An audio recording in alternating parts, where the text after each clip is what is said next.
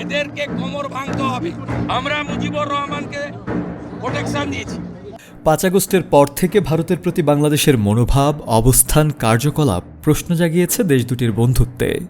শুধু তাই নয়, ভারতীয় সরকারি দল বিজেপির নেতারা একের পর এক বক্তব্য দিচ্ছেন বাংলাদেশ নিয়ে।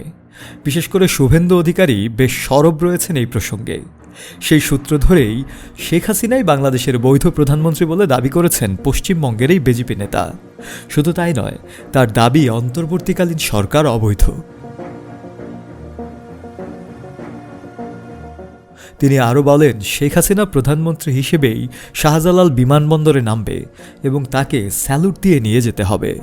বাংলাদেশের সাম্প্রতিক পরিস্থিতির প্রেক্ষিতে মঙ্গলবার 10 ডিসেম্বর বিকেলে পশ্চিমবঙ্গের উত্তর 24 পরগনা জেলার বসিরহাট মহকুমার ঘোজাডাঙ্গা আন্তর্জাতিক সীমান্তে একটি সনাতনী সংগঠনের কর্মসূচিতে অংশ নিয়ে এমন দাবি করেন শুভেন্দু, যেখানে গণমাধ্যমের বিভিন্ন প্রশ্নের উত্তর দিতে গিয়ে রাজ্যটির বিজেপি বিধায়ক শুভেন্দু অধিকারী বলেন, আমরা বাংলাদেশ সৃষ্টি করেছি, আমাদের 17,000 সেনা আত্মবলিদান দিয়েছে, আমরা বঙ্গবন্ধু শেখ মুজিবুর রহমান এবং দালাই লামাকে সুরক্ষা দিয়েছি। তিনি বলেন, শেখ হাসিনা ওয়াজেদকে ক্ষমতা থেকে সরাতে গেলে আরেকটা ভোটের মাধ্যমে সরাতে হবে।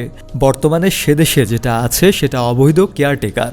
আমার বিশ্বাস আমেরিকা সহ মানবতাবাদী দেশগুলো এগিয়ে এসে এই অবৈধ সরকারকে উৎখাত করবে। বাংলাদেশে অন্তর্বর্তীকালীন সরকারকে আইসিস ও তালেবান ও হামাসের আরেকটি সংস্করণ বলেও দাবি করেন বিজেপির এই নেতা।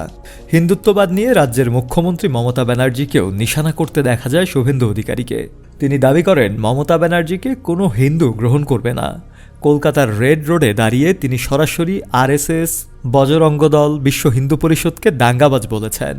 বাংলাদেশ প্রসঙ্গে শুভেন্দুর এ ধরনের মতামত নিয়ে বিরক্তি ও ক্ষোভ দেখা গেছে বাংলাদেশি নেটিজনদের। আবার কেউ কেউ ব্যাপারটি নিয়েছেন হাস্যরস হিসেবেই। হাসিনা ওয়াজেদ বৈধ প্রধানমন্ত্রী, এরা অবৈধ। হাসিনা ওয়াজেদ প্রধানমন্ত্রী হিসেবেই ঢাকাতে শাহজালাল এয়ারপোর্টে নামবেন। শফিউল মাওলা, কালের কণ্ঠ।